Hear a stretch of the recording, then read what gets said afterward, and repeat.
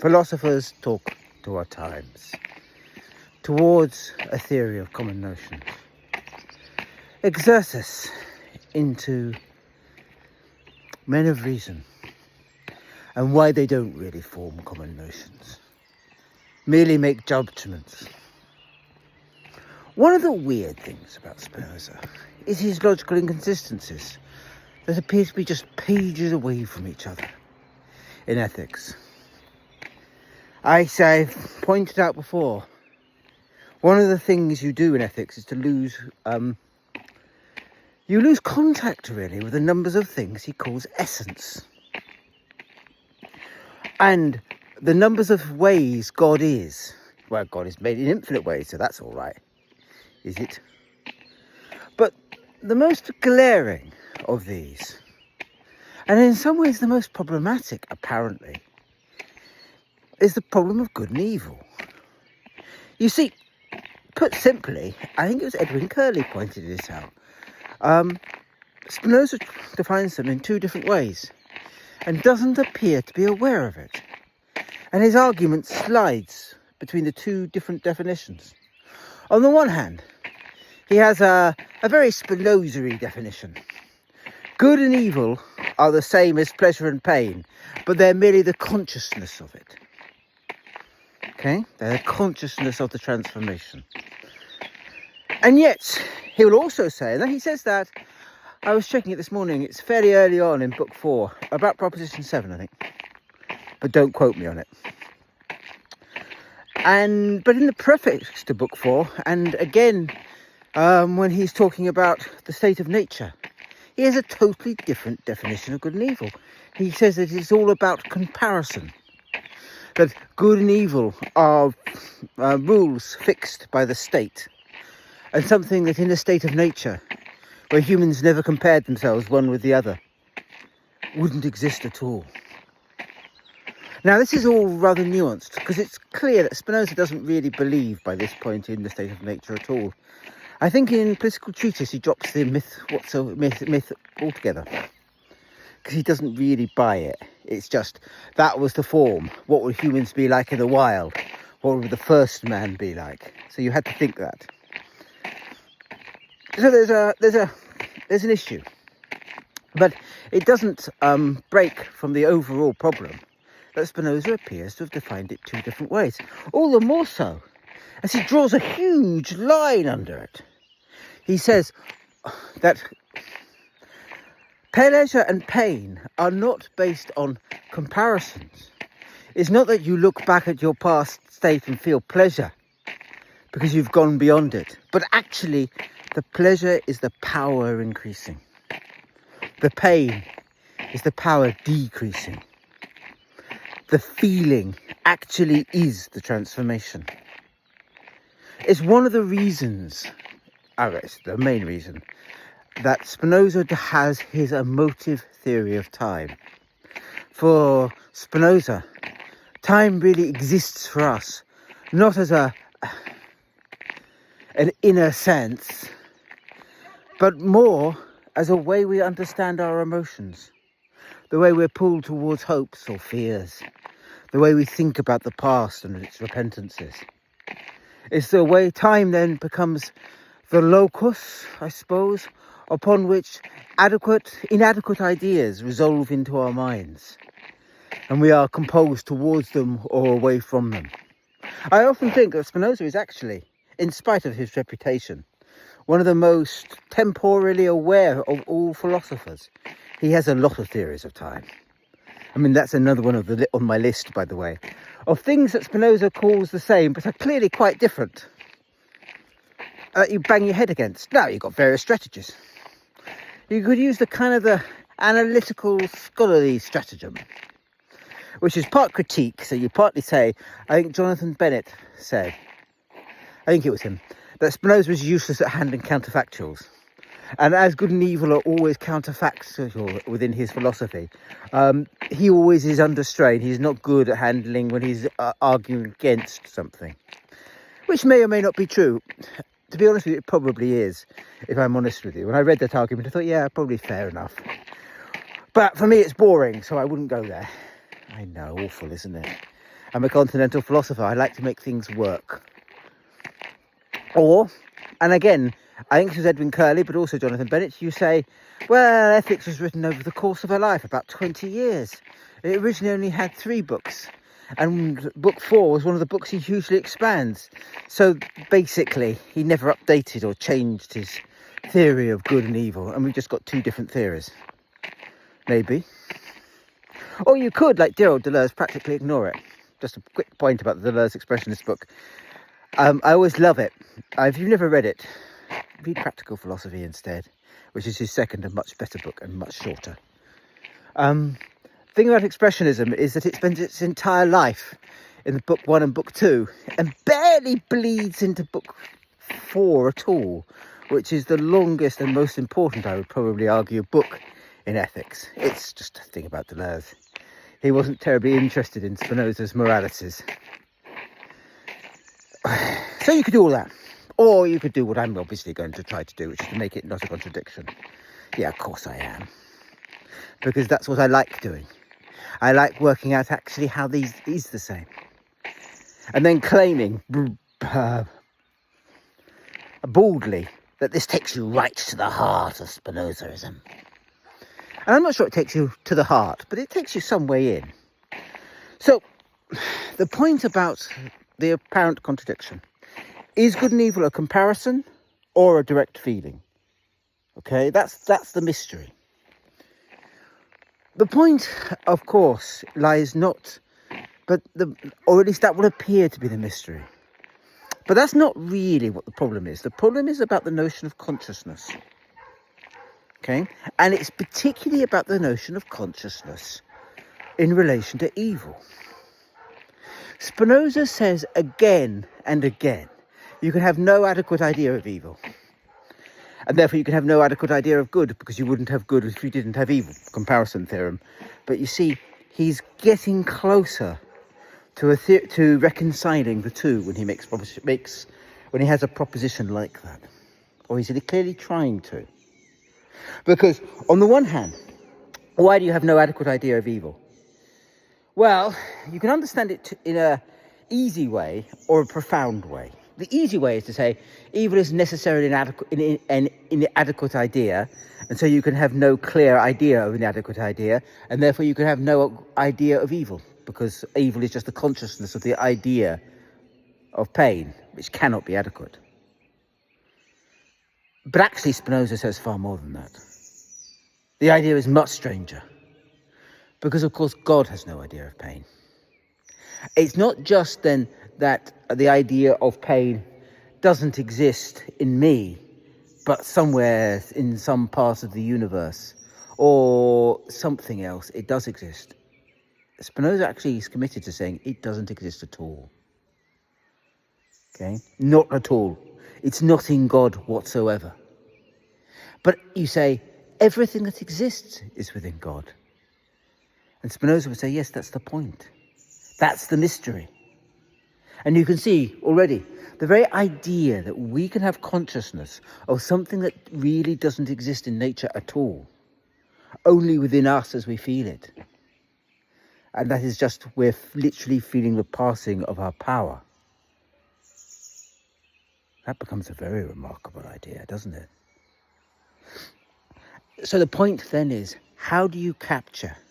How do you think about this thing that cannot be thought about at all,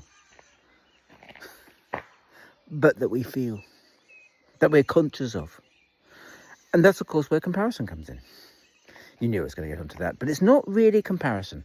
Spinoza does talk about good and evil as if they are comparisons, but he also has explicitly said that pleasure and pain are not. So let me try and reconcile some of that. What I think is going on here is that pain understood in itself, and therefore evil understood in itself, is totally incomprehensible, because it literally has no foundation. But understood as a collective emotion, understood therefore in the abstract, as humans pitch their consciousness. And this is the bit that I think goes right to the heart of Spinoza's man of reason, which is what we're coming on to. The Man of Reason occupies the very end of book 4 of Ethics. And I've spent quite a lot of time back in, I think it was April, talking about the Man of Reason. It might have been late March. But I think I didn't do this topic, and I think I'm going to redo what I said in the context of common notions. Just to remind you, quick recap, Men of Reason are a very particular point in Spinoza, because they're introduced at the end of book 4, around before, but they're clearly people who are trying to reckon up the world using counterfactuals, and not making a wonderful job of it, but doing their best. That's how I would classify them. They're the archetypal good man, using the categories of good and evil to try to navigate the world in which they live. And sometimes succeeding and sometimes failing, but always trying to use inadequate categories to think adequately. They're always using good and evil, inadequate ideas, to reckon with reason. That's why Jonathan Bennett talks of them in terms of counterfactuals, by the way, in case you wondered. That's the entire point of them being talked of in terms of the counterfactual. All right. So, consciousness is for Spinoza always, insofar as it comes from my essence, something that is never, ever unique to my own humanity. Oh, you could say, I think. Yeah, but Spinoza's hollowed that out. He's hollowed it out to just think, really. It thinks, it's think, we think. Well, I think the best translation might be the French one, en. One thinks.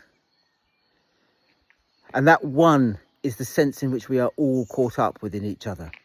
And so what is going on here is not a straight comparison, but humans are thinking about all of humanity. Because the only way you could comprehend that concept of evil is understood it in terms of a wider neck of what it is to be human. And what it is then to feel pain and to be conscious of that pain. To feel that movement and to be conscious of that movement.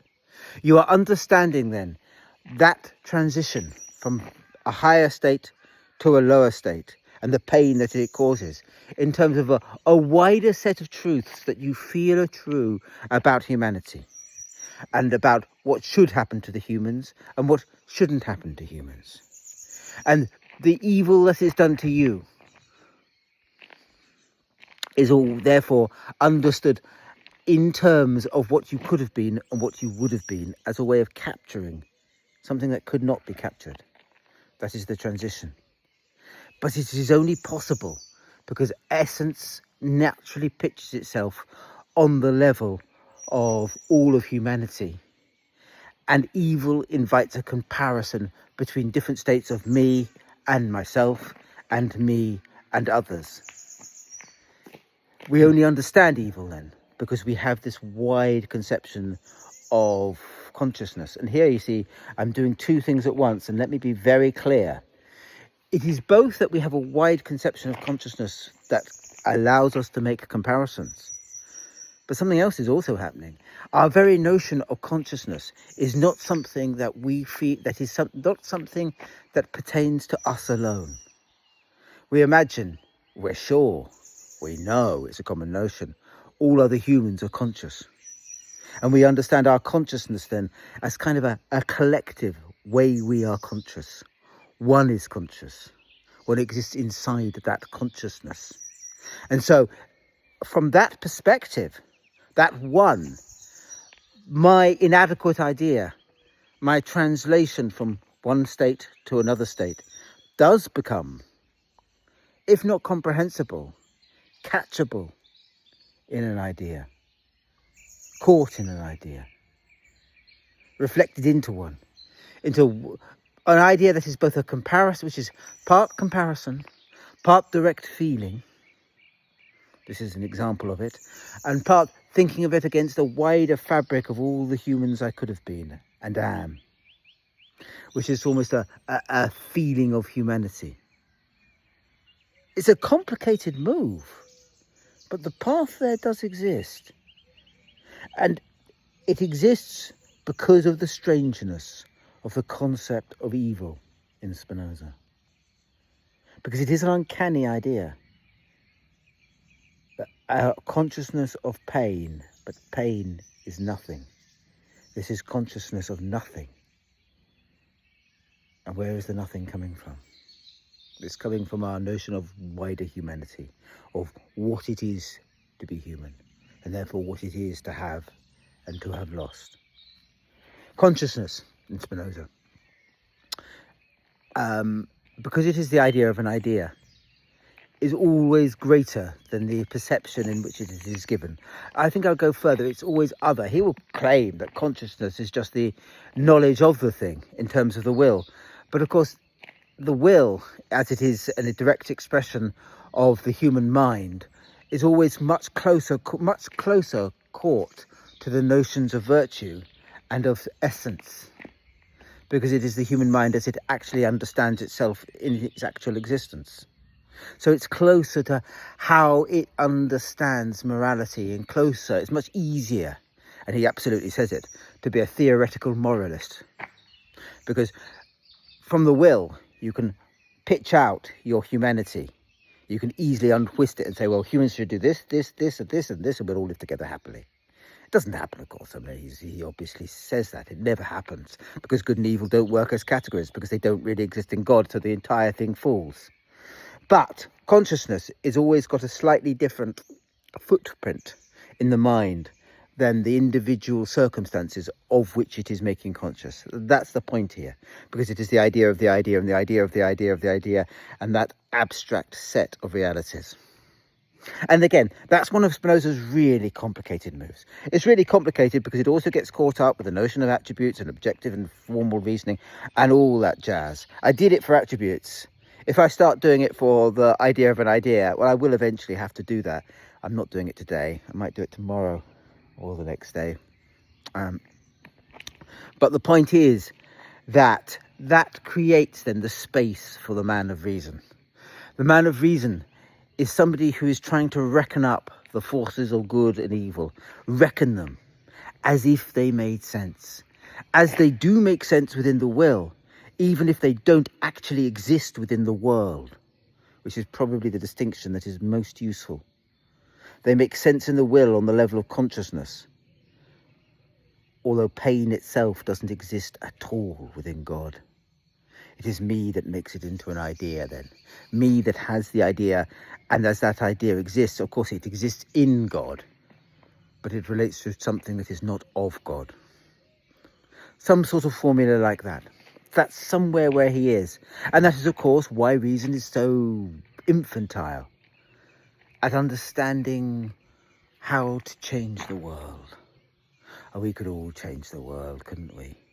We could all live in a total utopia if only we all followed the principles. That's just the product of reason. Thinking in terms of good and evil, which are false categories created within reason itself to understand things that are not as it is understanding them.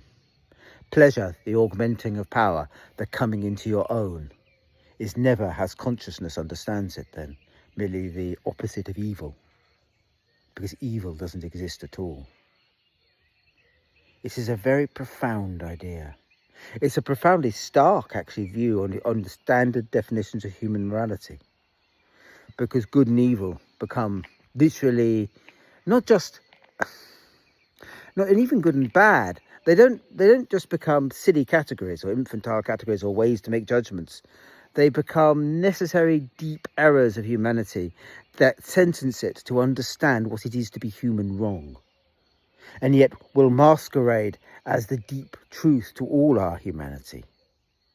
And that's a real problem for Spinoza, because it is that failure, our failure to understand how good and evil is both a transition and a comparison, if you like, and therefore nothing, that grounds our belief in a morality that cannot cut the mustard, that will always collapse into anarchy, into chaos, into fear, into loathing. It's just the way we're made. As Spinoza is saying, well, you could always think of yourself differently if you could understand reason not dovetailing into good and evil, but dovetailing into actual common notions, and not just common notions you can just make in your mind as it follows on from your essence. Then you've actually got hope of change. But otherwise, you're screwed.